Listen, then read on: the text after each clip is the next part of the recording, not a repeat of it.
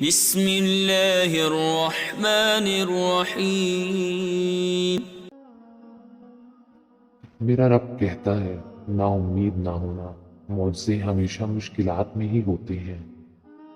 ہمارے اپنے گریبان میں سانپ اور بچھو لٹک رہے ہوتے ہیں اور ہمیں دوسروں کی مکھیاں اڑانے کی فکر لاحق ہوتی ہے۔ اشفاق احمد۔ کسی بڑے عہدے والے شخص کے ساتھ سیلفی بنوا کر اسے اپنا تعلق ظاہر کر کے خوش ہونا، یہ بھی ایک ذہنی غلامی ہے جو کہ آج کل بہت عام ہے۔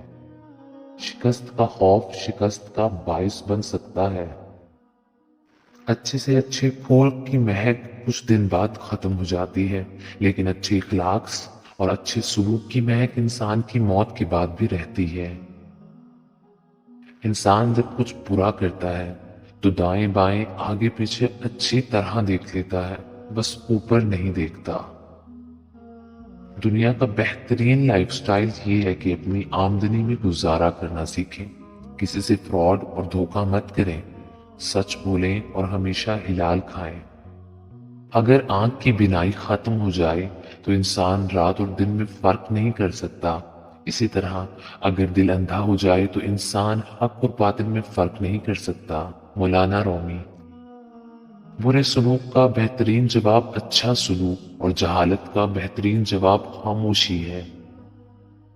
رب کے بعد یہ صرف ماں میں دیکھی جا سکتی ہے کہ جو اگر وہ ناراض بھی ہو تو لقمان نہیں چھینتی۔